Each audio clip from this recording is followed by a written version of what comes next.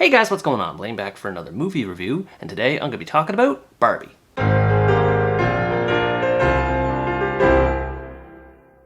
Barbie is an American fantasy comedy based on the fashion doll by Mattel and tells the story of its titular protagonist Barbie, who lives an ideal life in the plasticky matriarchal Barbie land. One night while hosting a dance party, Barbie is suddenly struck by feelings of mortality, which sets off a chain reaction of events that affect her daily routine. She finds herself becoming less perfect than she was before, and in order to go back to her usual self, she has to venture out into the real world and find the child playing with her. With her male counterpart Ken in tow, the two set off on a journey to resolve their individual existential crises. As a boy, I never had anything to do with Barbie growing up, but I understand its popularity with girls, and I ended up having fun watching this movie despite my lack of nostalgia for the toy it's based on. While it can be a bit indulgent with its themes and it can be hokey at times, it still succeeds as a fun summer movie with an interesting message behind it. Margot Robbie was fantastic in the lead role of Barbie. Her life is perfect in just about every way, from her looks to her career to her way of life, and when that's challenged with something different, she has no idea how to handle it.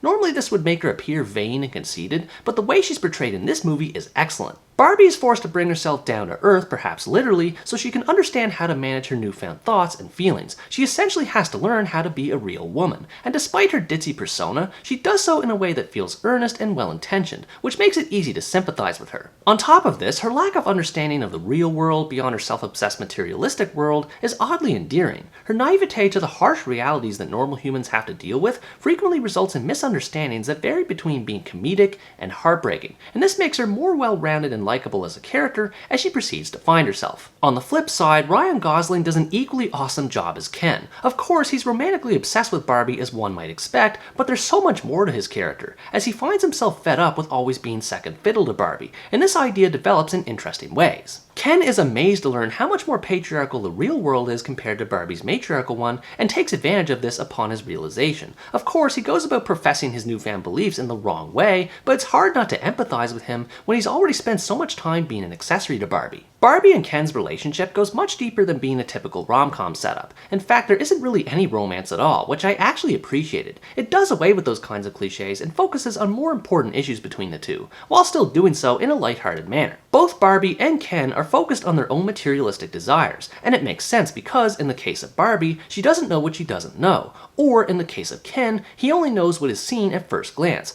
Also, one has a hard time getting what she wants, while the other finally starts to get what he wants, and it's this conflict that drives the movie forward. Robbie and Gosling have great chemistry that highlight the bond their characters both have. They have a lot of fun banter between each other that makes their vain pursuits even more hilarious. There are serious issues explored between the two later on, but for the most part the two are fairly easygoing with each other, and their interactions lend a sense of fun to everything else that happens. I was pleased by how funny this movie ended up being for me. While it's definitely more oriented toward women and those who grew up playing with Barbie, there were some inside jokes that I was able to get a good laugh at, and the various other characters added to the humor too. I have to say, I was surprised with how mature the dialogue ended up being. Everything about Barbie, from her personality, her feet, her hair, her other areas, are all made fun of in different ways, and it was pretty hilarious how the movie would go from being innocent in one moment to not pulling any punches in the next. I remember watching the trailer for this movie and reading that it's for those who love Barbie and for those who hate Barbie, and after seeing this, I can see why. The movie celebrates Barbie just as much as it condemns Barbie, and for better or worse, for a movie with a certain nostalgia factor to it, it's pretty gutsy that it's willing to go so far to critique and make fun of Barbie. Getting back to the comedy, one of the things that makes it funnier for me is the fact that virtually every character in Barbie Land is either a different version of Barbie or Ken.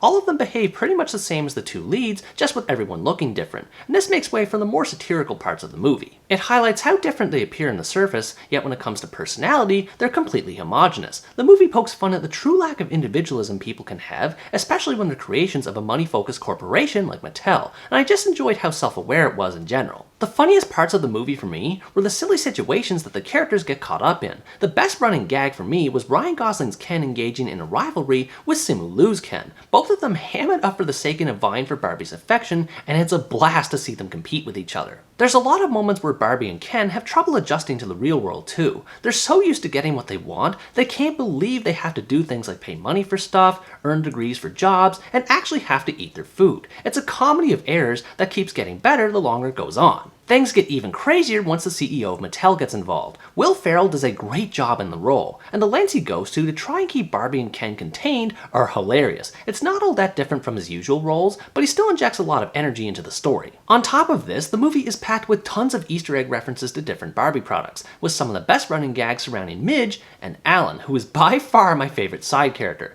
Again, this movie wasn't made for me in mind, but the female majority audience in the theater I saw it in had a ball with all the little things it brought up, so I was able to appreciate them too. A lot of effort went into the production behind this movie, and this is most clearly evident in Barbie Land. There is a painstaking level of detail put into everything from the lavish pink set designs and dollhouses to the colorful clothes the characters wear. It's a feast for the eyes that helped immerse me into the story. Conversely, the scenes set in the real world have a dull gray contrast that looks a lot more boring in comparison, which makes sense because it's meant to reflect the more mundane circumstances that humans have to live in. Even the Mattel headquarters made me laugh with how gray it looked, because the movie is clearly mocking it like this. Although the movie can look dull and drab, it always maintains a sense of fun and playfulness, not just through its comedy, but also the dance sequences too. I'm normally not a fan of these as they tend to be filler, but for something like Barbie, it's actually fitting, and the dances are well choreographed too. Now, while the movie is meant to be a fun comedy, it's also nice that it addresses several themes related to Barbie, chiefly the existentialism that permeates throughout.